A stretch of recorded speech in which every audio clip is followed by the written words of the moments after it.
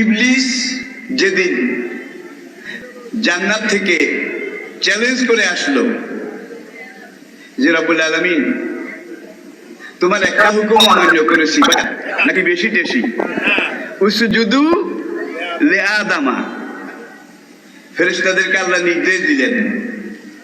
এই ইবলিস ছিল ফেরেশতাদের ইমাম, এটা আপনারা জানেন। ফাসাজাদু, সব ফেরেশতা সিজদায় পড়ে গেল ইল্লা ইবলিস, কিন্তু ইবলিস সিজদা করলো না। আল্লাহ পাক তাকে জিজ্ঞেস করলেন, মা মানাকা, কোন জিনিস তোমাকে বিরত রাখলো? আমি আল্লাহর নির্দেশ সব ফেরেশতারা পালন করলো, তুমি কেন করলে না? ইবলিস একদিকে চ্যালেঞ্জে গেল, আরেকদিকে ডকুমেন্ট দেখালো, আনা খায়রুম মিনহু, আমাকে তুমি আগুন দিয়ে সৃষ্টি করেছ, আর আমার সামনে আদমকে মাটি দিয়ে তৈরি করেছ। আমি দেখেছি মাটির গতি নিচের দিকে, আগুনের গতি উপরের দিকে, সুতরাং আমি তার চাইতে অনেক ভালো, অনেক উপরে, অনেক দামি, অনেক নামি। আল্লাহ রাব্বুল আলামিন তখনই বললেন যে ইন্নাকা মিন রাজিম, আজ থেকে তুমি অভিশপ্ত, তুমি লাঞ্ছিত, তুমি ধিক্কৃত, তুমি নিকৃষ্ট। যত হাজার লক্ষ লক্ষ বছর আমার ইবাদত বন্দেগী করেছ, দুনিয়াতে যদি কিছু চাওটাও আমি দেব। মা লাকা ফিল আখিরাতে মিন খালাক, আখিরাতে তোমার জন্য আমি আল্লাহর কাছে কিছুই নাই, তোমার কোনো ব্যাংক ব্যালেন্সও নাই, পরকালের জন্য কোনো নেকিও জমা নাই, তুমি এখান থেকে বেরিয়ে যাও। ইবলিস বলল, রব্বুল আলামিন লক্ষ কোটি বছর তোমাকে সেজদা করেছি, ইবাদত করেছি, আমাকে কিছু দেবে না? আল্লাহ বললেন, কিয়ামতের আগ পর্যন্ত, এই দুনিয়া যতদিন থাকবে এতদিনের জন্য তুমি যা চাও আমি তাই দেব। মা লাকা ফিল আখিরাতি মিন খালাক, কিয়ামতের বারে তোমার সাথে আমার কোনো লেনদেন, দেনা পাওনা, ট্রানজেকশন কিছুই থাকবে না, সব কলাপস হয়ে যাবে। ইবলিস তো শুধু শেয়ানা না, সাড়ে শেয়ানা। সে চ্যালেঞ্জ ছুড়লো, রব্বুল আলামিন যে আদমকে সিজদা না করার অপরাধে, যে আদমের সামনে মাথা নত না করার অপরাধে আমার ইমামতি গেল, নেতৃত্ব গেল, মানিজ্যত সব চলে গেল, কিয়ামত পর্যন্ত আমার উপরে তোমার গজবের খড়গ কৃপান এটা নিক্ষেপ করা হলো। যে ইবাদত বন্দেগীগুলো করেছিলাম আমাকে কিছু দেবা না? আল্লাহ বলেন যে কিয়ামত সূর্য এটা ডুবার আগে তুমি নগদ চেয়ে নাও। সে এক নম্বর চাইল, আনজিরনি ইলা ইয়াউমি ইউবাসুন, কিয়ামত পর্যন্ত আমাকে হায়াত দারাজি করা। হায়াত দারাজি বুঝেন কি? হায়াত দান করা, আমি যেন কিয়ামত পর্যন্ত বেঁচে থাকি। আল্লাহ পাক বললেন, যাও তোমাকে এটা দিলাম। দুই নম্বরে বলল যে আমি মানুষের যেন শরীরের রন্ধ্রে রন্ধ্রে, শিরা উপশিরায়, শরীরের মোটা চিকন প্রত্যেকটা রগের ভিতরে ঢুকতে পারি, আমাকে এই শক্তি দাও। আল্লাহ বললেন, দিলাম। এরপরে বলে আমি যেন যেই সময় যেটা ইচ্ছা সেই ছবি সুরত ধরতে পারি, মানুষের, জীবজন্তুর, এটার সেটার। আল্লাহ বললেন, এটাও দিলাম। আরেকটা দাও। সেটা কি?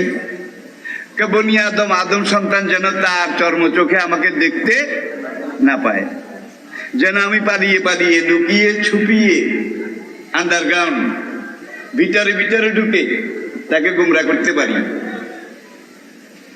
আল্লাহ বললেন, সব দিলাম, যা। এবার সে বলল, রব্বুল আলামিন হাতিয়ার যেই কটা দরকার ছিল তুমি আমাকে দিয়ে দিয়েছ, এখন আর কোনো অসুবিধা নাই, আমি জান্নাত থেকে বের হয়ে যাচ্ছি তোমার নির্দেশ ক্রমে। তবে ওগো রব্বুল আলামিন মনে রেখো, তোমার যত বনি আদম, আদমের যত গোষ্ঠী কিয়ামত পর্যন্ত আসবে, তাদের পিছনে আমি এমন ভাবে লেগে থাকবো, এমন ভাবে তাদেরকে গোমরাহ করব, হাসরের দিন বিচারের পরে তুমি জাহান্নামের দরজাটা খোলা রাখলেই চলবে। লানুগাব্বিআন্নাহুম আজমাইন, প্রত্যেকটা আদম সন্তানকে আমি ইবলিস আমার মুরিদ বানিয়ে, আমার অনুসারী বানিয়ে, আমার চেলা চামুন্ডা বানিয়ে, সবাইকে নিয়ে মিছিল করে, বিজয় মিছিল নিয়ে জাহান্নামে প্রবেশ করব। সবাই বলেন নাউজুবিল্লাহ। যে হাতিয়ার কয়েকটা দরকার ছিল সেগুলো আমি পেয়ে গেছি, এখন আমাকে আর ঠেকায় কে? ইল্লা ইবাদাকাল মুখলাসিন। তবে যারা তোমার মুখলেস বান্দা, তাদের কাছে আজীবন আমি ইবলিস যেইভাবে, যেই বেশে, যেই কায়দায় তাদের পায়ে আমি মাথা ঠুকি, তাদের কাউকে আমি গোমরাহ করতে পারবো না। এটা আমার সাধ্যের বাইরে। আল্লাহ পাক দেখলেন বদমাশটা তো সর্বনাশ করে ফেলবে, আচ্ছা ঠিক আছে, তোর কাজ তুই কর। আমি তো মানুষকে বানিয়েছি, ওয়ালাকাদ কাররামনা বানি আদম, লাকাদ খালাকনাল ইনসানা ফি আহসানে তাকওয়িম। মানুষ আমার আদরের সৃষ্টি, আমার সবচাইতে সুন্দরতম সৃষ্টি। কুত্তা সবগুলা দেখতে একরকম, গরু সবগুলা দেখতে একরকম চেহারা সুরত, হাঁস মোরগ পশু পক্ষী দেখতে একরকম। আর আদম থেকে আজ পর্যন্ত, আজ থেকে কিয়ামত পর্যন্ত দুইটা মানুষের চেহারা দেখতে একরকম হয়েছে, ঠিক না? জোরে বলেন। কত বড়, কত বড় মহান কুদরতের মালিক।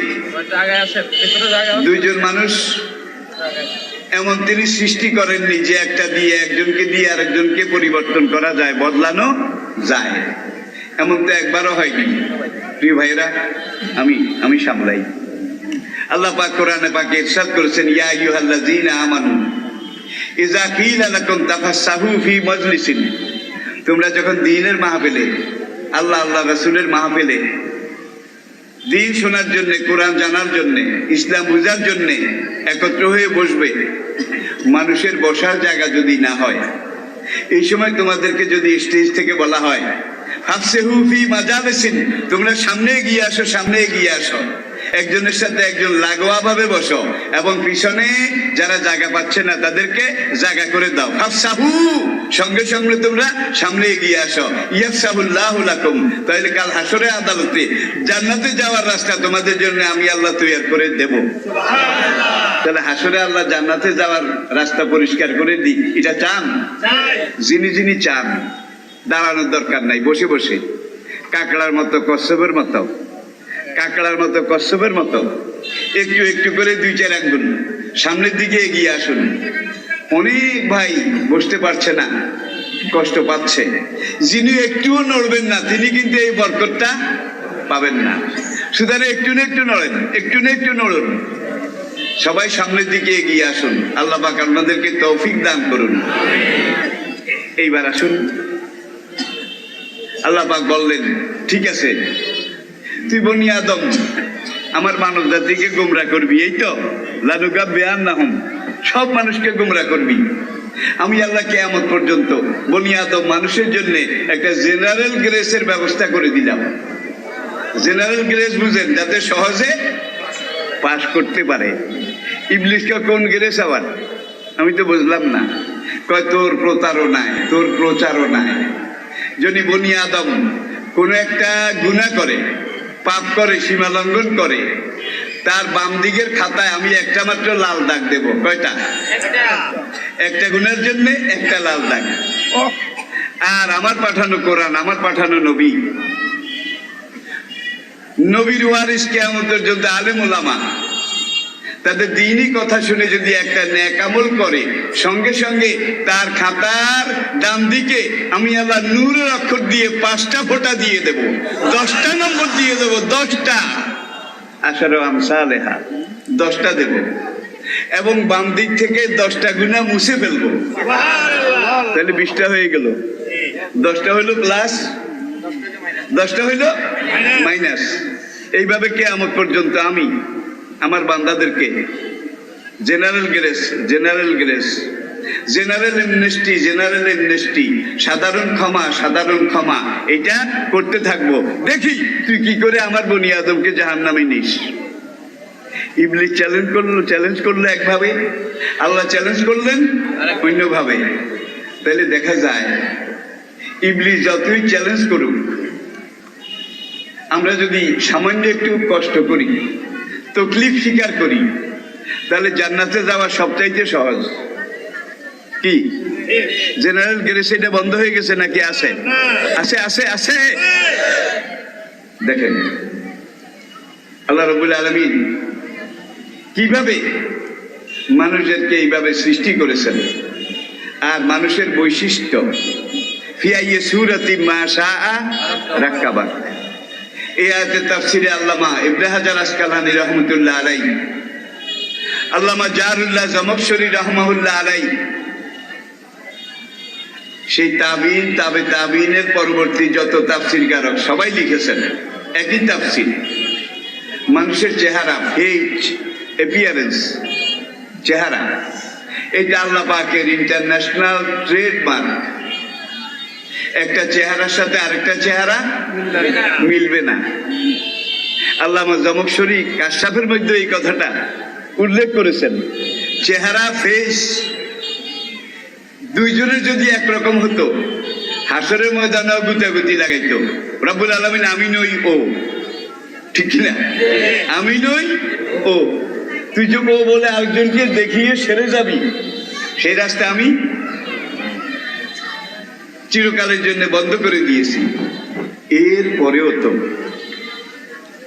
ওয়া আম্মা মান উতিয়া কিতাবাহু বিশিমালিহি, যার পাপ পুণ্য আমলনামা বাম হাতে দেওয়া হবে, তারা কেউ কেউ বলবে আরে আমি যদি মরে যেতাম তাহলে কত ভালো হতো।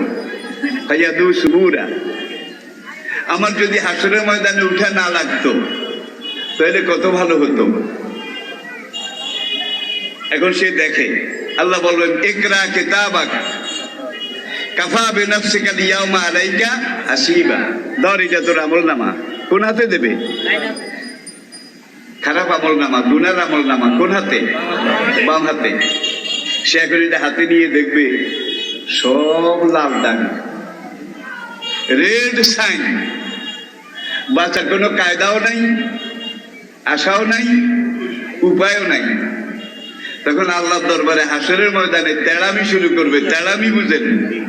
রব্বুল আলামিন তোমার দুই কাঁধে দুই ফেরেশতা আমার সাথে দুশ্মনী করে আরেকজনের গুনাহ, আরেকজনের পাপ, আরেকজনের সীমা লঙ্ঘন, লাল দাগের কাজ, এগুলো আমার খাতায় লিখেছে। রব্বুল আলামিন এত লাল দাগের কাজ, গুনার কাজ আমি দুনিয়াতে করি নাই, এই আমলনামা আমার নয়। আল্লাহ বলবেন কুল্লু আমরিন বিমা কাসাবা রাহিনা। আল্লাহু আকবার। প্রত্যেকটা মানুষ তার আমলনামার সাথে সে বন্দী। এই নাও, এটা তোমার 60-70 বছরের আমলনামা। এটা দুইটা অংশ আছে। এটার এক অংশের মধ্যে তোমার 70 বছরের লাল দাগ, আবার নূরের সেই দাগ একটা ডান পাশে আর একটা বাম পাশে, আর এই পাশে তোমার একটা ফটো, তোমার চেহারার একটা ফটো আমি আল্লাহ লাগিয়ে দিয়েছি। ইন্টারন্যাশনাল পাসপোর্টে যেভাবে লাগানো থাকে। তুই যখন বলছিস এটা তোর না, কিন্তু এখানে ফেসটা তোর, সুরতটা তোর। যা পরে টাইম দিন, কিছু সময়ের জন্যে তোকে হাসরের মাঠে আমি সময় দিলাম। তোর এই ফেস, তোর এই অ্যাপিয়ারেন্স, তোর এই চেহারা, এটার সাথে মিলে এমন আরেকজন বান্দা, আরেকজন মানুষ তুই যদি খুঁজে বের করে আনতে পারিস, আমি আল্লাহ ওয়াদা করলাম তোকে বেকসুর খালাস দেবো। খুঁজতে নামবে, পাওয়া যাবে বোধ হয়? পাওয়া যাবে? পাওয়া গেলে কিন্তু আল্লাহ আমি না, এই পাইছি আমার চেহারার সাথে মিলে। কোন রকমের 2 নম্বরই করার কায়দা খোলা আছে, চেহারা মিলল না।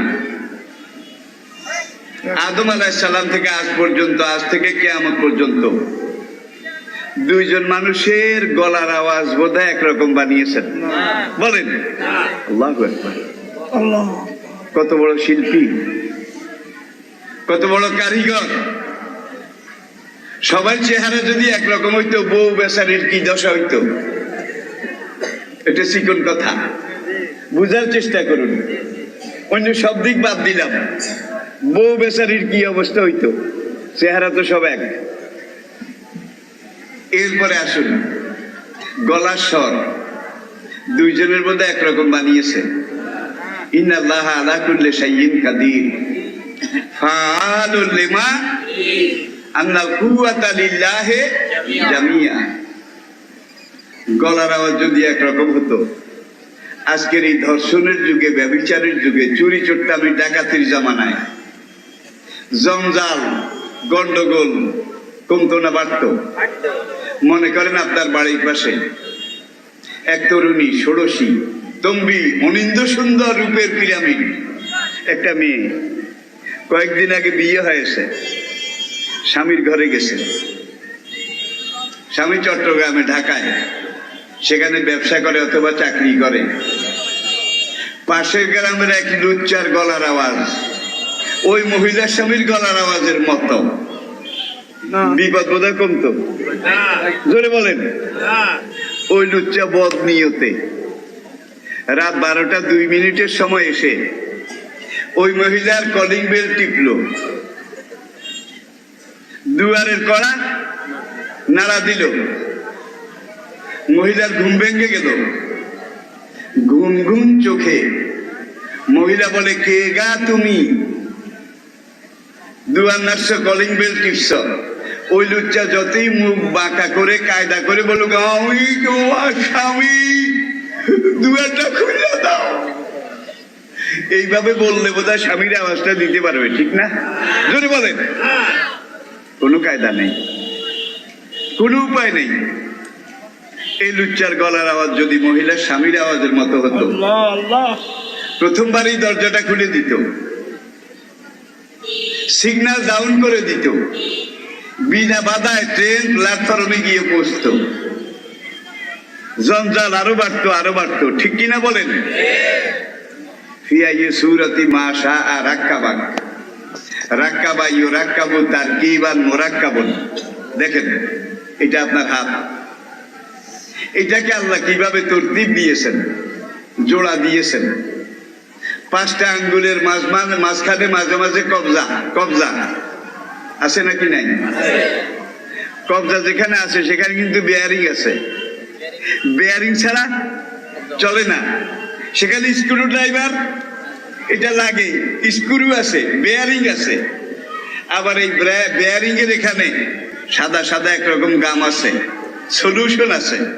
তা না হলে এইটা গাড়ির নজেল বলেন, ক্র্যাঙ্কশিট বলেন, ইঞ্জিনের হেড বলেন, একটার সাথে একটা জয়েন্ট করে, যেগুলো ঘুরে ঘুরে এইভাবে মুভমেন্ট করে, এগুলোর মাঝখানে কিন্তু ক্র্যাঙ্কশিটও আছে, বেয়ারিংও।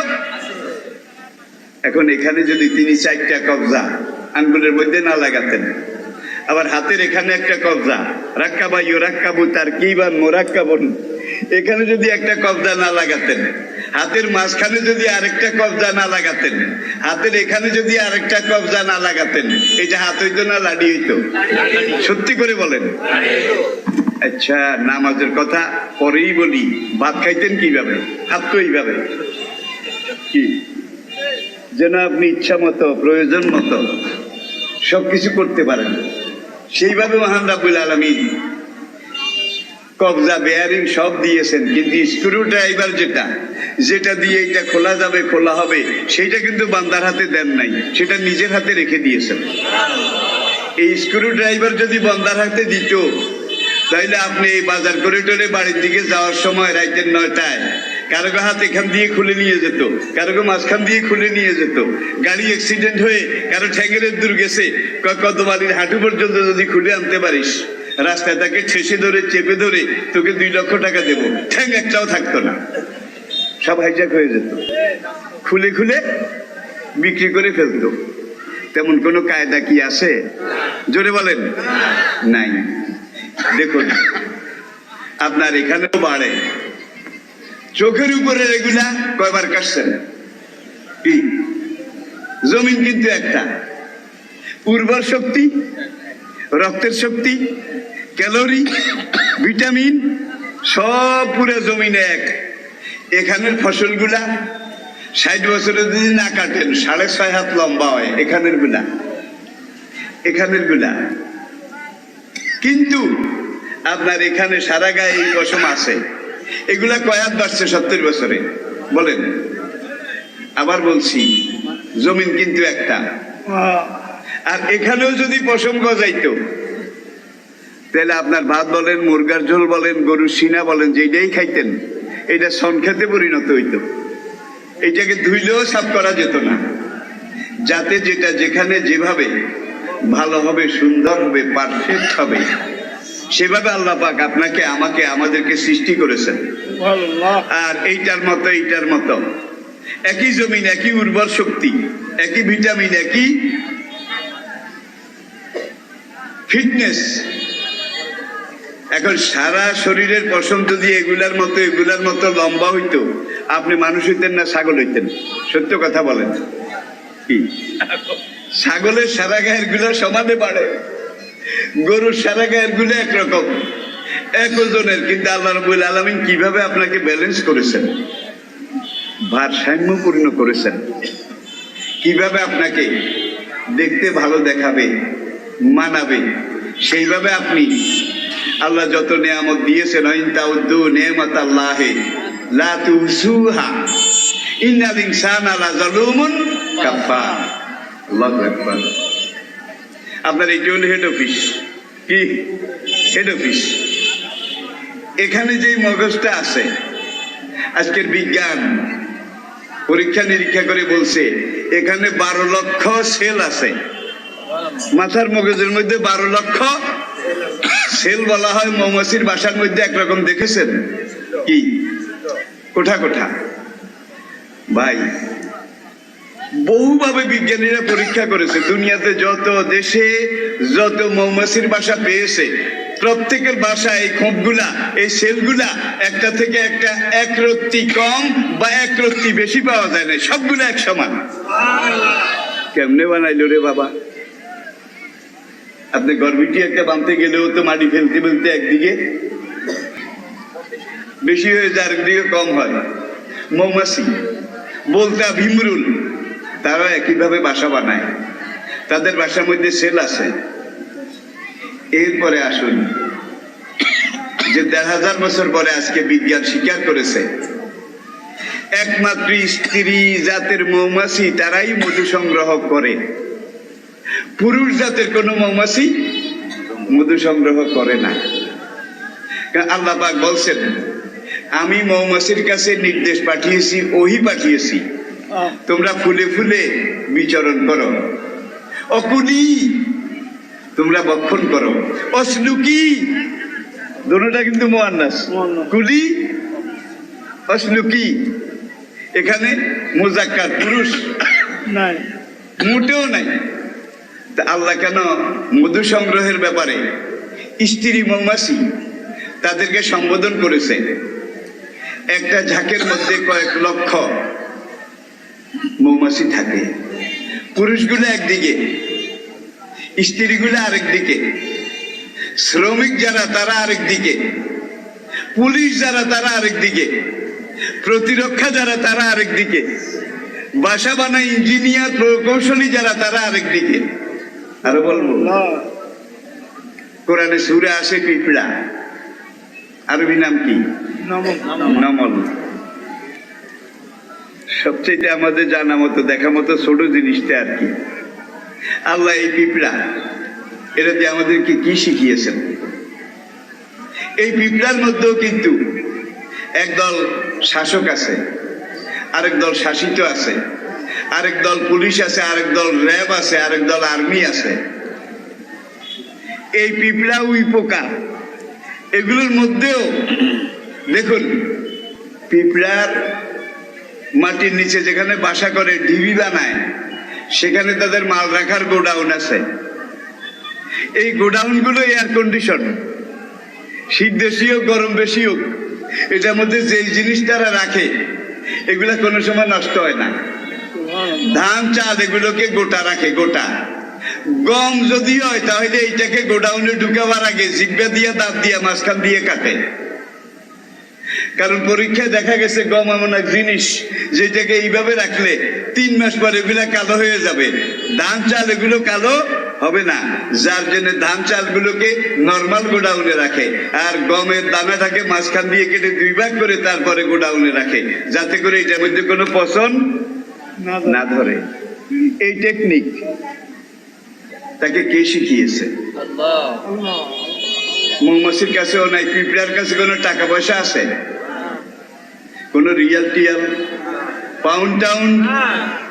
আশ্চর্য হবেন, পিঁপড়ার ঢিবির ভিতরে এক্সচেঞ্জ মার্কেট আছে। এক্সচেঞ্জ মার্কেট, এক জিনিস দিয়ে আরেক জিনিস পরিবর্তন করে খরিদ করা।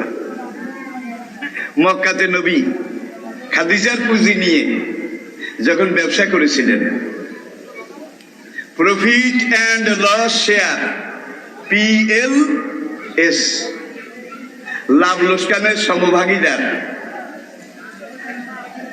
এই ব্যবসার নাম হলো মুদারাবা। কি নাম? আর দুনিয়ার বুকে প্রথম মুদারিব ছিলেন, প্রফিট লস শেয়ারে যিনি ব্যবসা করেছেন তিনি আমাদের নবী।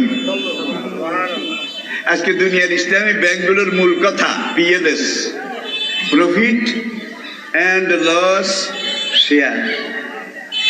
এই কোরআনের হাদিসের নবীর এই দেখানো পথে আজকে ইসলামী ব্যাংকগুলো বোধহয় দেউলিয়া হয়ে গেছে। কি? বাংলাদেশেও প্রথম ইসলামী ব্যাংক বাংলাদেশ। এটা পৃথিবীর 1000 ব্যাংকের সেরা ব্যাংক, 1000 সেরা ব্যাংকের একটা। এই ইসলামী ব্যাংক দক্ষিণ পূর্ব এশিয়ার সবচাইতে বড় ব্যাংক। দেখেন, ইয়ামহাকুল্লাহুর রিবা ওয়া ইয়ারবিয়াস সাদাকাত, যেটা হালাল বৈধ সেটাকে আল্লাহ বাড়ায় দেন, আর যেটার মধ্যে ঘুষ আছে, শোষণ আছে, সেটার মধ্যে আল্লাহ যক্ষা সৃষ্টি করে দেন। যক্ষা, যার হয় যক্ষা তার আছে রক্ষা। কি? সুদ এমন জিনিস, আজকে দেখেন সুদী ব্যাংকগুলো প্রায় দেউলিয়া। কি? একটা ব্যাংকে আপনি 1 লাখ টাকা তুলতে যাবেন, 3 দিন আপনার থেকে সময় নেবে, ক্যাশে টাকা নাই। আর ইসলামী ব্যাংকে গিয়ে বলেন আমার আজকে 10 লাখ, 20 লাখ, 50 লাখ, কোটি টাকা লাগবে, কয় নেন নেন। এগুলো কেন উপরে উঠলো? এগুলোর সাথে কোরআনের সম্পর্ক আছে, রাসূলের সম্পর্ক আছে, মালিক তার তৌহিদের সম্পর্ক আছে, রিসালাতের সম্পর্ক আছে। আমি কি বুঝাতে পেরেছি? জি। আসুন, এখন পিঁপড়ার যে টাকা নাই, পয়সা নাই, এখন সারা বছর যেগুলো সংগ্রহ করেছে এগুলোর মধ্যে নানান পদের মাল আছে, ঠিক না ঠিক? নানান জাতের মাল আছে। এখন একটা মাল নাই, পাশে আবার আরেকটা পিঁপড়ার ঢিবি, তাদের ওখানে কিন্তু এই মালটা আছে। এখন সেখান থেকে কিনে যে এটা চাহিদা পূরণ করবে, পয়সা নাই, ফুলুস মাফি। সৌদি আরবে কি বলে? ফুলুস মাফি, বেলাস, বেলাস, কিছু নাই।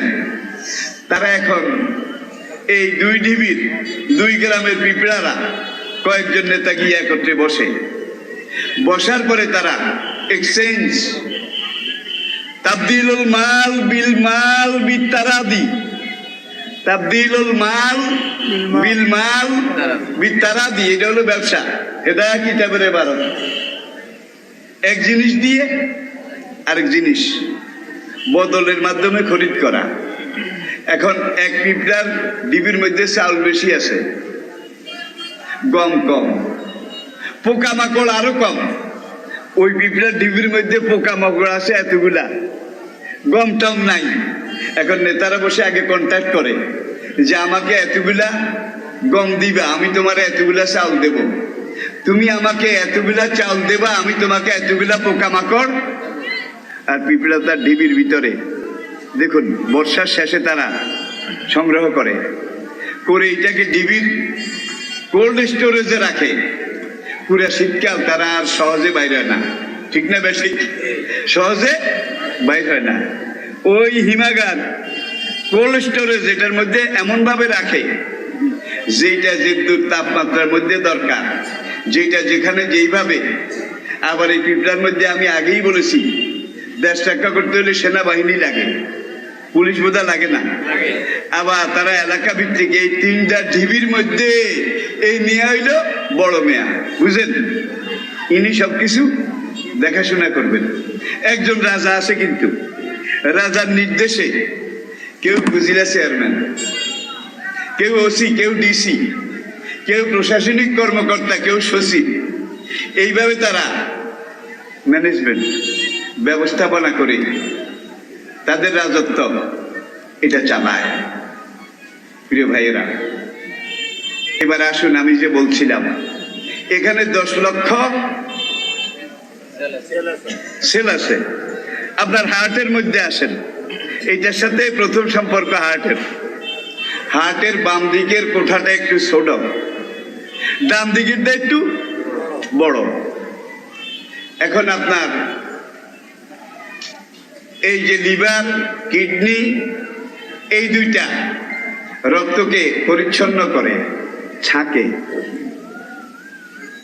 রক্তকে রিফাইন করে, করার পরে হার্টের ডান দিকের এখানে পাঠায়। এখান থেকে আবার এক রকমের রগ আছে ওই বাম দিকেরটার সাথে, যেই রগের মধ্যে 3টা চালনি আছে। 1 নম্বর চালনি যেটা, সেটা হলো ব্লাড কন্ট্রোল ইউনিট। এই চাকনি দিয়ে রক্ত এমন ভাবে যাবে এই বাম দিকে যেন কোনো ফ্যাট ট্যাট, চর্বি টর্বি, ক্যালোরি ট্যালোরি এগুলা রক্তের সাথে না যায়। যদি এগুলা যায় তাহলে চিকন চিকন রগগুলাতে ব্লক। আজকে যে রিং করানো লাগে, এটা করা লাগে, সেটা করা লাগে, একটু চিন্তা করুন। এইভাবে গিয়ে এখানে জমা হয়। জমা হওয়ার পরে আপনার মস্তিষ্ক 24 ঘন্টা সে কিন্তু ডিউটি করতেছে। এখান থেকে রক্তগুলা মস্তিষ্কে যায়, যাওয়ার পরে এখানে আবার একটা ডায়নামা আছে। এখানে ডায়নামা এই 2 দিকের মাঝখানে মূল হার্ট, যেটা হাত দিয়ে দেখেন, ডায়নামাটা 24 ঘন্টা চলে, ঝক ঝক ঝক ঝক, নাকি চলে না? এই ডায়নামাটা যখন চলে তখন আপনার এখান থেকে এখানে, এখান থেকে এখানে রক্তগুলা গিয়ে ওই মাথার ওই কোষ, সেল, 10 লক্ষ সেলের ভিতরে জমা হয়। সেখানে জমা হওয়ার আগে একটু এগুলা রেকটিফাইড হয়, পরিশুদ্ধ হয়। তারপরে ডায়নামা যখন চালু থাকে তখন এগুলো আপনার পিঠের মেরুদণ্ডের ভিতরে 4টা রগ আছে। কয়টা? 4টা পাইপ লাইন আছে। রগগুলা সাদা সাদা, একটু মোটা। গরু ছাগল জবাই করলেও বোধহয় দেখেন না, মুরগি জবাই করলেও দেখা যায় না, নাকি? দেখেন এগুলোর কাজ কি, ডিউটি কি। এখন এখান থেকে এই রক্তগুলো যখন ডায়নামা কাজ করতে থাকে, এই কাজে এখানে যায়, রেকটিফাইড হয়, পরিশোধন হয়। সেখান থেকে আবার এই 4টা রগ দিয়ে নিচের দিকে রক্তগুলো এই পাইপ লাইনে যায়। এই পাইপ লাইনের সাথে আরো 10 লক্ষ চিকন চিকন পাইপ আছে, 10 লাখ, ডান দিকে বাম দিকে, প্রত্যেকটা পশমের গোড়ায় গোড়ায় এগুলো টাচিং আছে, সংযোগ আছে। এইভাবে যেতে যেতে যেতে যেতে দেখা যায় এই যে এখান থেকে 4টা মেইন রগ, এই রগ 4টা আপনার কোটি দেশ। এখানে গিয়ে আবার 2 ভাগ হয়েছে, ডাইন ভাগে 2টা, বাম ভাগে 2টা। এখান দিয়ে গিয়ে আপনার দেশের এই পেছন দিয়ে, হাঁটুর পেছন দিয়ে আস্তে আস্তে আস্তে আস্তে, মাফ করবেন, এই যে এখানে টিপে দেখেন, এখান দিয়ে এসে এখান থেকে আবার চিকন চিকন পাইপে লাইনে ভাগ হয়েছে। ভাগ হয়ে পায়ের 5টা আঙ্গুলের মধ্যে, যেটাতে যেভাবে, যেটা একটু মোটা বুড়ি আঙ্গুল, সেটা ক্যালোরি একটু বেশি লাগে। আবার যেটা করে কনিষ্ঠ আঙ্গুল, এটার মধ্যে একটু বেশি লাগে, নাকি কম লাগে? যার খাদ্য জেদ্দুর রক্ত যে আঙ্গুলের মধ্যে হলে এটা ঠিক মতো কাজ করবে, ডিউটি করবে, সেই পরিমাণ ক্যালোরি, রক্ত, ফিটনেস এই রক্ত তার মধ্যে প্রয়োগ করে। এরপর আসেন এখান থেকে শিরদাঁড়া আর এটাকে কি বলে? সিনার হাড়। সিনার হাড় এখান দিয়ে দেখুন কিডনিকে টাচ করেছে, লিভারকে টাচ করেছে, গোল ব্লাডারকে টাচ করেছে, আপনার মূত্রথলি এখান পর্যন্ত আসেন। রক্তগুলা পুরা শরীরে এক দৌড় দিয়ে প্রতি একটা দিন 24 ঘন্টায় 56 লিটার রক্ত। আবার বলছি, কত লিটার? 56 লিটার রক্ত। বলবে যে 56 লিটার কি ভিতরে আসে? না, ওই একটাই জিনিস, একবার ব্যবহৃত হয়, পুরো ইঞ্জিন ধোয়, পুরো বডিকে ধোয়, ধোয়ার পরে আবার এই কিডনি হয়ে এখানে আসে, এখান থেকে রিফাইন হয়ে আবার এখানে যায়, এখান থেকে আবার পুরো শরীরে এই যায় আসে যায় আসে, আঁকা বাঁকা, উঁচু নিচু, জিগজাগ। পথে কোনো ট্রাফিক পুলিশ আছে বোধহয়? কি ডাইন দিকে যাও, রক্তের কয়, বাম দিকে যাও, উপরের দিকে যাও, নিচের দিকে নামো। কোনো সাইনবোর্ড আছে বোধহয়? কোনো ট্রাফিক পুলিশ আছে? আপনাদের বুঝতে বোধহয় অসুবিধা হচ্ছে, আলোচনা কি কঠিন হয়ে যাচ্ছে নাকি? আপনারা বুঝতেছেন তো? দেখুন আল্লাহর নেয়ামত, এটা স্মরণ করানোর জন্য আমি এই কথাগুলো আপনাদেরকে বলছি। পার্বত্য চট্টগ্রামে যারা চলাচল করেছেন গাড়ি টাড়ি নিয়ে, দেখবেন সেখানে শুধু সাইনবোর্ড। হ্যাঁ, ডানে ঘুরতে হবে, বামে ঘুরতে হবে, সামনে আঁকা বাঁকা জিগজাগ, যে ড্রাইভার গাড়ি চালাবার সময় আঁকা বাঁকা আছে, কোনোখান দিয়ে উপরে উঠতে হবে, কোনোখান দিয়ে নিচে নামতে হবে, সাইনবোর্ড আছে। আর যে রক্তগুলা উপরে উঠে নিচে নামে, ডান দিকে যায়, বাম দিকে যায়, কোন ট্রাফিক পুলিশ আছে বোধহয়? কোন সাইনবোর্ড আছে বোধহয়? একটাই সাইনবোর্ড, ইন্নাল্লাহ আলা কুল্লি শাইইন কাদির। আবার আসেন, সবগুলো রক্ত একেবারে পায়ের আঙ্গুল থেকে শুরু করে মাথার চুলের গোড়া পর্যন্ত সবগুলো রক্ত একবার পুরো শরীরে এইভাবে দৌড়ে, দৌড়ার পরে আপনার কিডনির মুখে এসে এখানে জমা হয়। এটার সাথে আবার যেগুলো খেয়েছেন খাদ্যগুলো আল্লাহ মিশাই দেন রক্তের সাথে। মিশাবার পরে এইবার কিডনির মুখে একটা চালনি আসে। চালনি বুঝেন তো? এই চালনিটার নাম হলো sugar control unit. Sugar control unit. আপনার রক্তের সাথে যদি কোনো সুগার থেকে থাকে, শর্করা থেকে থাকে, চিনি জাতীয় জিনিস থেকে থাকে, তাহলে এই প্রথম চালনিটা শুধু চিনিগুলাকে সুগার টেস্ট করে, ছেড়ে দেয় নিচের দিকে। চিনি টিনি থাকলে এটা ধরে রাখে। এইবার যেই রক্ত নিচের দিকে গেছে, এটা সুগার ফ্রি, সুগারলেস, এটার মধ্যে কোনো চিনি। কোন চালনি এটাকে ধরেছে? প্রথম চালনি কিডনির মুখে, যেটা এটা কিডনির মুখের একটু নিচে 2 নম্বর আরেকটা ছাঁকনি আছে, এটার নাম হলো blood control unit. Blood control unit. এখন এটা নিচের দিকে যাবে, নিচের দিকে গিয়ে 2 ভাগ হবে। এক ভাগ শরীরে যেই পানিটা ঘুরেছে, হ্যাঁ, রক্তটাকে পরিশোধন করেছে, এই পানিগুলো কিডনি থেকে নিচের দিকে গিয়ে পানিগুলো গোল ব্লাডার মূত্রথলি, মূত্রথলি তলপেটে পেশাব যেখানে জমা হয় এখানে যাবে। এখানে গিয়ে পেশাবের লাইন দিয়ে বের হবে। আবার খাদ্য যেগুলো আপনি খেয়েছেন, এই লিভার এটাকে কন্ট্রোল করে। এগুলা যখন লিভারের মুখে যায়, রক যেটা লিভারের, সেখানে যাওয়ার পরে এটাকে লিভার 2 ভাগ করে। এক ভাগ হইল পানিগুলা, এগুলাকে কিডনির দিকে পাঠায়। আরেক ভাগ হইল খানা যেটা খেয়েছেন, এটার ব্লাড, এটার ভিটামিন, এটার ক্যালোরি, এগুলা আলাদা আলাদা করে বিভিন্ন লাইনে পাঠায়। এরপরে শোভাগুলা, শোভা বুঝেন? শোভা, এগুলোর জন্য আরেকটা আলাদা পাইপ লাইন আছে। সেই পাইপ লাইন দিয়ে আপনার তলপেটের এখানে একটা থলি আছে, সেই থলির মধ্যে পাঠায়। এগুলা শোভা। আর পানিগুলা মূত্রথলি, গোল ব্লাডার এখানে পাঠায়। পেশাব হিসাবে এইটা এখান দিয়ে বাইর হয়, পায়খানা হিসাবে ওইটা ওখান দিয়ে বাইর হয়। নাকি পেশাব পায়খানা একত্রে বাইরে? দেখুন, আরো অনেক কথা আমি বলতে পারলাম না। এখন একদল নামাজ পড়ে না, রোজা করে না, 6 মাসে একবার গোসলও করে না। হুজুরের মধ্যেও জিনিস আছে। আর হুজুর যেই পিসাবের মুরিদ, পীর সাহেবও নামাজ পড়ে না, রুকুও করে না, পীর সাহেব 6 মাসে একবার গোসলও করে না। অথচ ইন্নাল্লাহ ইউহিব্বুত তাওয়াবিন ওয়া ইউহিব্বুল মুতাতাহহিরিন, আত-তুহুরু শাতরুল ঈমান, পবিত্রতা ঈমানের অংশ। এখন পীরও গোসল করে না, মুরিদও করে না। এই পীর কোন রাস্তা দিয়ে যদি যায়, বিদঘুটে কিম্বুত কিমাকার আসতে আসতে একরকম গন্ধ আসে, বুড়া পাঠার গন্ধ আসে। বলে এই কিছু বলিস না, বাবার মধ্যে জিনিস আছে।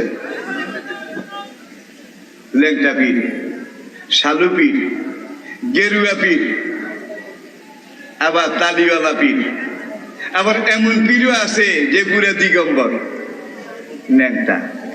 আসে নাকি নাই? আসে নাকি নাই? তাহলে এগুলা সব কিন্তু ব্যবসা, এগুলা সব পীর মুরিদির নামে ব্যবসা, এইটার নামে ব্যবসা, ওইটার নামে ব্যবসা। আবার দল এই মারেফত, এইটার নামে হাকিকত, শরীয়ত, তরিকত, মারেফত। আসলে মারেফত না, মারেফত। দুনিয়ার পথ মারে, আখিরাতের পথ মারে। যেই পথে নামাজ নাই, রোজা নাই, জিকির নাই, আজকার নাই, ইবাদত নাই, বন্দিগি নাই, সেটা কি মারেফত নাকি মারেফত? মারেফত। খবরদার, আপনারা সাবধান। কোন পীরের দরবারে যাওয়ার আগে, সেখানে বায়েত হওয়ার আগে আপনাকে দেখতে হবে পীরের মধ্যে 1 নম্বর, যখন আপনি বলেছেন লা ইলাহা ইল্লাল্লাহু মুহাম্মাদুর রাসূলুল্লাহ, এই কালেমা পড়ার পরে আপনি বালেগ হয়েছেন। বালেগ হওয়ার পরে আপনার উপরে প্রথম ফরজ সালাত। কি প্রথম? কি?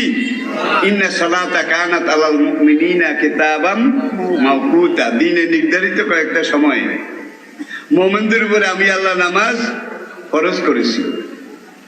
ইন্না সালাতা তানহা আনিল ফাহশাই ওয়াল মুনকার, হাফিজু আলা সালাওয়াত ওয়াস সালাতিল ওয়ুস্তা কুমু লিল্লাহি কানিতিন, কাদ আফলাহাল মুমিনুন আল্লাযিনা হুম ফি সালাতিহিম খাশিউন। বেঁচে গেছে তারা যারা তাদের সালাতকে আদায় করার মতো আদায় করেছে। আদায় করার মতো আদায় বুঝেন তো? আল্লাহ রাসূল মিম্বারে বসে সাহাবাদেরকে ওয়াজ করতেছেন। আতাহু আরবি, একজন যাযাবর বেদুইন, এই 2 দিন আগে মুসলমান হয়েছে। সে এসে দেখে যে জামাত শেষ হয়ে গেছে। এখন সে মসজিদের এক কিনারে গিয়ে একা একা নামাজ পড়ে আর কি, তারপরে নবীর মজলিসে আসবে। এখন সে নামাজ যে পড়ে,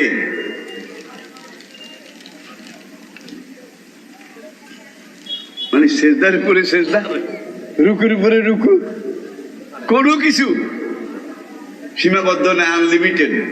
এইভাবে 4 জায়গা পড়ে টড়ে নবীর সামনে এসে সালাম দিলেন। নবীজি সালামের জবাব দিলেন না, বললেন ফাসাল্লে ফাইন্নাকা লাম তুসাল্লে। এই মিয়া যাও, নামাজ পড়ে আসলা কেন? যাও নামাজ পড়ে আসো। নবীজি বলার পর আবার গেছে আগের জায়গায়, গিয়ে আবার পড়ছে ওই একরকম। এসে আবার সালাম দিল। নবী এবারও সালামের জবাব দিলেন না, ছোট্ট করে বললেন ফাসাল্লে ফাইন্নাকা লাম তুসাল্লে। এই মিয়া যাও, নামাজ পড়ে আসো। নামাজ না পড়ে আসলে কেন? আবার গেছে। 3 বার এভাবে করেছে। 4 বার এসে নবীকে যখন সালাম দিল, নবী এইবারও সালামের জবাব দিলেন না, বললেন ফাসাল্লে ফাইন্নাকা। এই মিয়া যাও, নামাজ না পড়ে আসলা কেন? এখন ওই যাযাবর বেদুইন, রণদুর্মত বেদুইন, সেইবার টেম্পার্ড হয়ে গেল, গোসা হয়ে গেল। হুজুর পাইছেন কি? মুসলমান হয়েছি, একবারের নামাজ 3 বার পড়াইলেন, তারপরে বলেন যে নামাজ পড়ো নাই, পড়ে আসো। নবী তখন বললেন মা ইতমামে রুকুহা ও সুজুদহা ও খুশুহা ও খুজুহা, যেভাবে রুকু, সেজদা, তাসবিহ, তাহলিল যেভাবে পড়ার নিয়ম, এক সেজদা দিয়ে মাঝখানে থামতে হবে নাকি? মাঝখানেও কিছু জিকির আছে কিন্তু, নাকি নাই? রুকু থেকে সোজা হয়ে দাঁড়াইতে হবে, দাঁড়িয়ে একটু থামতে হবে, এরপরে সেজদায় যাবে। এইভাবে আল্লাহ নবী আমাদেরকে বোধহয় শিখান নাই। কিন্তু এই বেলায় নোয়াখাইলা রাখা কাশি মেলায় গপু উঠে হেলাইছে। কাশি মেলায় গপু উঠান বুঝেননি?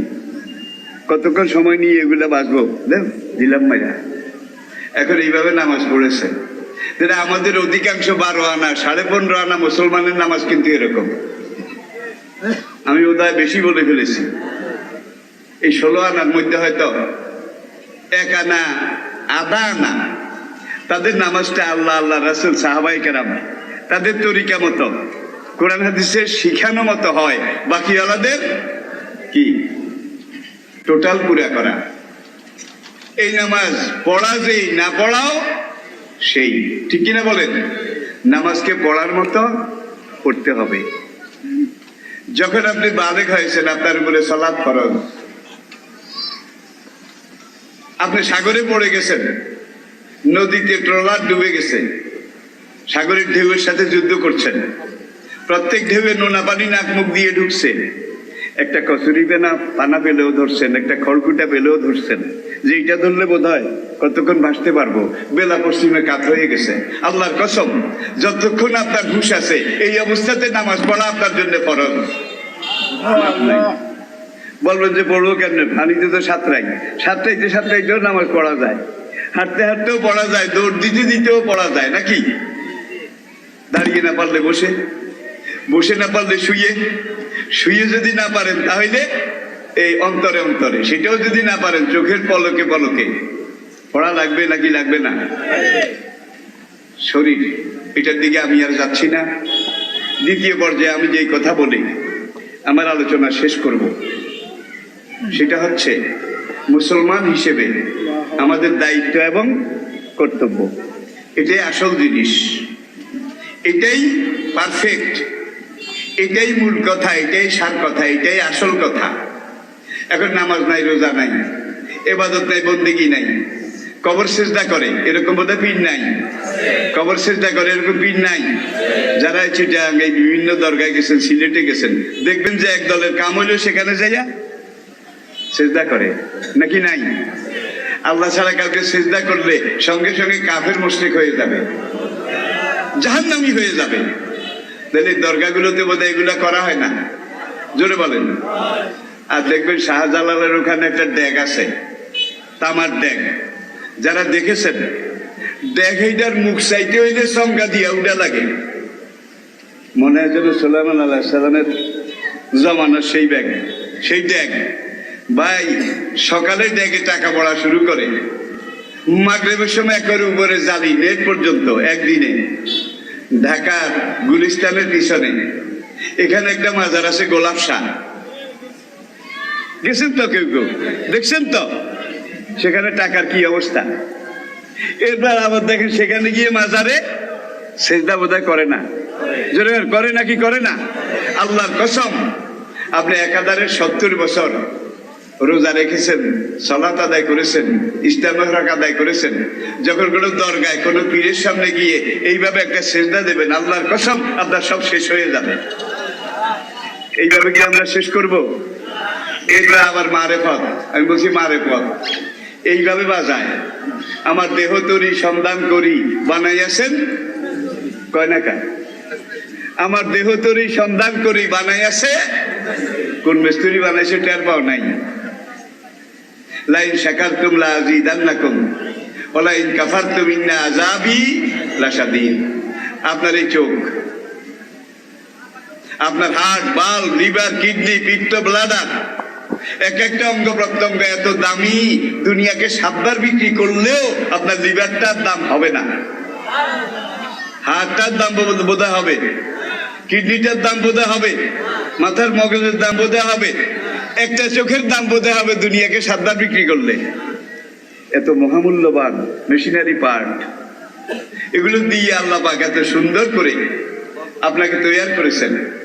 দৈনিক 5 বার তুমি আমার কাছে এই নির্ধারিত সময়ে কিতাবা মাওকুতা আমাকে সেজদা করো। আমার তাসবিহ এটা বড়, সুবহান রাব্বিয়াল আযীম, সুবহান রাব্বিয়াল আলা। রাজি আছেন? রাজি আছেন? অতীতে যা ভুল ভ্রান্তি হয়েছে, হতেই পারে মানুষ হিসাবে। আবার ইবলিস, সেটা আগুনের তৈরি, শুরুতে বলেছি ইবলিস কিন্তু সবার কাছে ডাইরেক্ট আসতে পারে না, একটু আশরাফুল মাখলুকাত, তাদেরকে আল্লাহ আল্লাহ রাসূল কিছু টেকনিক শিখিয়েছেন। ইবলিস যখন কাছে আসে সুবহানাল্লাহ বললে কি করে? সুবহানাল্লাহ, আলহামদুলিল্লাহ, লা ইলাহা ইল্লাল্লাহ এগুলো আমার জন্য ক্ষেপণাস্ত্র। যখন মুমিন সুবহানাল্লাহ আলহামদুলিল্লাহ পড়া শুরু করে, আল্লাহু আকবার বলা শুরু করে, ইবলিসের কলবে গিয়ে এমন ভাবে আঘাত লাগে, সে এক দৌড়ে পুরা মাশরিকের হেই মাতাজ যায়। এখন ইবলিসের বেকায়দা, কয় ডাইরেক্ট তো সবার কাছে যাইতে পারি না, কিছু মৌলবী টাইপের, মুসল্লি টাইপের, পাক্কা নামাজি টাইপের, ওদেরকে যখন আমি বাঁশ দিতে যাই, বাঁশ দেওয়া বুঝেন, বাঁশ কুফুরির বাঁশ দিতে গেলেই সুবহানাল্লাহর মিসাইল মারে, আলহামদুলিল্লাহর ক্ষেপণাস্ত্র মারে। বহু চেষ্টা করেছি, যাইতে পারি না। এরকম মুসলমান আছে না নাই? ইবলিস এই কায়দার মুসলমানদেরকে ধরার জন্যে আবার কিছু পালা গুগু ব্যবহার করে। গুগু শিকারি দেখছেন তো, ছোটকালে বাসা থেকে একটা গুগুর বাচ্চা নিয়ে আসে, গুগু পাখি, এটাকে দানা পানি খাওয়ায়, একটু বড় করে মাইক ডাক শিখায়। শিখানোর পরে যখন শিকারি বুঝিয়ে এইবার আমার ঘুঘুটা ম্যাচিউর্ড হয়েছে, বালেগ হয়েছে, এটা দিয়ে এখন কাম করা যাবে, সে বাঁশের খাঁচা একটা বানায়। দেখেছেন কিনা মুরব্বীরা বলেন? আজকাল ঘুঘুও নাই, সেই খাঁচাও নাই, আছে যেতে যেতে সব কিন্তু চলে গেছে, কিচ্ছু নাই। এখন যেগুলো আমরা খাই, ব্যবহার করি, এগুলো সব এটো উচ্ছিষ্ট। আসল নেয়ামতের স্বাদও নাই, ঘ্রাণও নাই, মজা বোধহয় আছে। জিবরাইল কয়েক দফা এসে সব নিয়ে আল্লাহ পাকের আসে মোয়াল্লায় জমা দিয়ে ফেলেছে। এখন যেগুলো আমরা খাই, চর্বিত চর্বণ, এটো আইন্ডা বুঝেন? আইন্ডা কি? উচ্ছিষ্ট।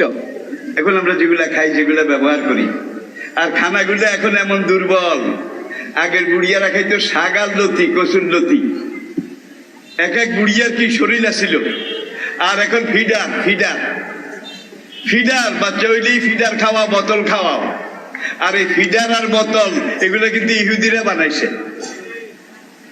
শাইলক, শেক্সপিয়ার নাটকের সেই শাইলক, সেও ইহুদি। মার্চেন্ট অফ ভেনিসের সেও ইহুদি। দা উইভার অফ রসডেইলের তাঁতি, সেই ব্যবসায়ীও ইহুদি, ঠিক কিনা? দুনিয়ার মধ্যে সবচেয়ে শেয়ানা নয়, সাড়ে শেয়ানা যে জাতিটা, সেটা হইল ইহুদি। পুরো দুনিয়াটা চালায়, বিশ্বাস করেন না বোধহয়? আমেরিকা বর্তমান বিশ্বের সবচেয়ে বড় সুপার পাওয়ার, আমেরিকারও ইহুদিরা চালায়। ব্রিটেন, কানাডা, আমাদের পাশের দেশ, এগুলার ইহুদিরা চালায়। মানুষ কিন্তু বেশি লাগে না, তাদের বুদ্ধি, হেকমত, তাদের ব্রেইন এত শার্প, এত ধারালো, এত দামি, যাদেরকে তারা নিয়ন্ত্রণ করে তারাও বোঝে না আমাদেরকে ইহুদিরা নিয়ন্ত্রণ করে চালায়। এখন আপনাদের পাশের দেশ, ইহুদির মোসাদ তাদেরকে চালায়, তাদের আমাদেরকে চালায়, তাইলে আমরা আমাদেরকেও ইহুদিরা চালায়। ঠিক না বেঠিক? ঠিক না বেঠিক? পুরা দুনিয়ার যত ব্যবসা বাণিজ্য বড় বড় সব কিন্তু ইহুদিদের হাতে, নাকি? আচ্ছা, এই যে বোতলের মধ্যে পাওয়ার, টাইগার, এগুলো কে কে খাবে? এই যুবক ভাইয়েরা কও না কা? এরা পাওয়ার খায়, টাইগার খায়, এই নাম, সেই নাম, ওই নাম, সব কিন্তু ইহুদির প্রোডাকশন। এগুলোর মধ্যে শুকরের চর্বি আছে, যত উপর দিয়ে হালাল দেখে সবুজ সিল লাগায়, এটা হলো আরেকটা প্রতারণা। আর এগুলো যখন খাবেন, আপনার স্ট্রেংথ, এনার্জি, ফিটনেস, আপনার মেশিনগুলো আস্তে আস্তে ড্যাম হয়ে যাবে, দুর্বল হয়ে যাবে। তারা চায়, তারা নিজেরা খায় না, আপনাদেরকে খাওয়ায়। আপনারা যত দুর্বল হবেন, তাদের তত মাছ দিতে সুবিধা হবে, ঠিক না বেঠিক? এই করোনা ভাইরাসের আগে আমি সাউথ কোরিয়া এবং জাপানে ছিলাম, দক্ষিণ কোরিয়া এবং জাপানের দক্ষিণাঞ্চল, জাপান সাগর এবং প্রশান্ত মহাসাগরের মোহনায় একটা শহর ওসাকা। এটা হলো জাপানের বাণিজ্যিক রাজধানী, আমাদের যেমন চট্টগ্রাম, সেখানে ওসাকা। সেখানে একটা সেমিনারে আমি বক্তব্য রাখলাম ইসলাম আর মুসলমানের বৈশিষ্ট্য।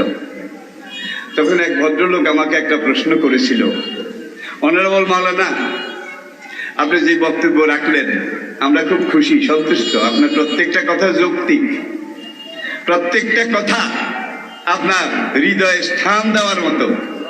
তবে আপনার কাছে একটা প্রশ্ন করতে চাই। অনেক ইসলামী বিশেষজ্ঞ, তাদেরকে আমি জিজ্ঞাসা করেছি এর আগে, কিন্তু আমি সঠিক উত্তর পাইনি, কারো উত্তরে আমি সন্তুষ্ট হতে পারিনি। আমার মনে হয় আপনার প্রশ্নটা জবাব দিতে পারবেন। দুনিয়াতে বর্তমানে ইহুদির সংখ্যা 1,42,00,000, কিছু কম বেশ আছে, 1,42,00,000। তার মধ্যে ইসরায়েলে থাকে 70 লাখ, বাকি 30 লাখ শুধু আমেরিকায়। তাইলে হইল 1 কোটি পুরা। এরপরে যেটা আছে এরা পুরা দুনিয়ায় বিভিন্ন দেশে আছে। এই যে ইহুদি, এদের মুখে মুসলমান আছে প্রায় 200 কোটি। কোথায়? 1 কোটি কয়েক লাখ, আর মুসলমান 200 কোটি। এই 200 কোটি মুসলমানের দেশ এখন ইহুদিরা চালায়, কিন্তু মুসলমান টেরও পায় না। তাদের ভিতরে এমন কিছু ক্লোফর্ম তারা ঢুকাই দিয়েছে, তারা বুঝতেও পারছে না। এখন সেই ভদ্রলোক আমাকে বলে যে মাত্র 1.5 কোটিরও কম ইহুদি পুরো দুনিয়া তাদের কবজায়, দুনিয়ার মারণাস্ত্র ক্ষেপণাস্ত্র তাদের কবজায়, দুনিয়ার যত রকমের তথ্য প্রযুক্তি তাদের কবজায়, দুনিয়ার সুপার পাওয়ার গুলো ইহুদিদের কবজায়, নিয়ন্ত্রণে। ওরা এত চিকন বুদ্ধি, এই যোগ্যতা কোথায় পেল? আমি বললাম, মাই ডিয়ার জেন্টেলম্যান, আপনি কি জানেন না, কোনোদিন শোনেননি বাংলাদেশে একটা কথা আছে, নাপিতের 16 চুঙ্গা বুদ্ধি। নাপিতের 16 চুঙ্গা বুদ্ধি। কাইছে বুঝলাম নাপিতের 16 চুঙ্গা, এত বুদ্ধি কোথায় পেল? আমি বললাম, মাই ডিয়ার জেন্টেলম্যান, আপনি তাওরাত, জবুর, ইনজিল, আমি তাওরাত সবসময় পড়ি। আমি বললাম, তাহলে দুনিয়ার এই মানচিত্রে বর্তমান দুনিয়াতে যতগুলো জাতি আছে, মুসলমান বলেন, মুশরিক বলেন, ইহুদি বলেন, খ্রিস্টান বলেন, বৌদ্ধ বলেন, জৈন বলেন, ব্রাহ্ম বলেন, যতগুলো জাতি আছে, যত জাতের মানুষ আছে, সবগুলো জাতির মধ্যে একটা মাত্র জাতি যাদের পূর্বপুরুষ জীবনের কোন একটা সময়ে সিনাই উপদ্বীপে, ওলামায়ে কেরাম বুঝতেছেন, ময়দানে আল্লাহর উলুল আজম পয়গম্বর মুসা আলাইহিস সালামের নেতৃত্বে একাধারে 40 বছর বেহেশতি খানা খাইছে। একটা মাত্র জাতি, আর কোনো জাতি না। আলাইকুমুল গামামা ওয়া আনজালনা আলাইকুমুল মান্না, বেহেশতের মানা সালুয়া। কত বছর খাইছে? 40 বছর মানা সালুয়া। বেহেশতি খানার আলাদা একটা এফেক্ট, আসর, প্রতিক্রিয়া আসে না নাই? আসে না নাই? এত বছর পরে কাল পরম্পরায়, বংশ পরম্পরায় দেখা যায় ইহুদি জাতি দুনিয়ার মধ্যে সবচাইতে সার, সবচাইতে ধারালো, সবচাইতে বুদ্ধিমান, সবচাইতে সাড়ে শেয়ানা। এটার একটাই কারণ, 40 বছর নবীর সাথে থেকে এই ময়দানে বেহেশতের মানা সালুয়া খেয়েছে। আজকে যে এত চালাক পুরা দুনিয়াকে নিয়ন্ত্রণ করে, এটা মানা সালুয়ার বুজুর্গি, ইহুদিয়াতের কোনো বুজুর্গি নয়। এখন মুসলমানরাও তো পারে না। এই ভদ্রলোক বলে, এখন ওদের সাথে মুসলমানরাও তো পারে না। মুসলমান যতদিন মুসলমান ছিল পেরে আরো বেশিও করেছে। মুসলমান যতদিন মুসলমান ছিল পুরা দুনিয়া বোধহয় মুসলমানের পায়ের তলে আসে নাই। সেই রোমান সাম্রাজ্য, পারস্য সাম্রাজ্য, এই প্রাচীন গ্রিক বলেন,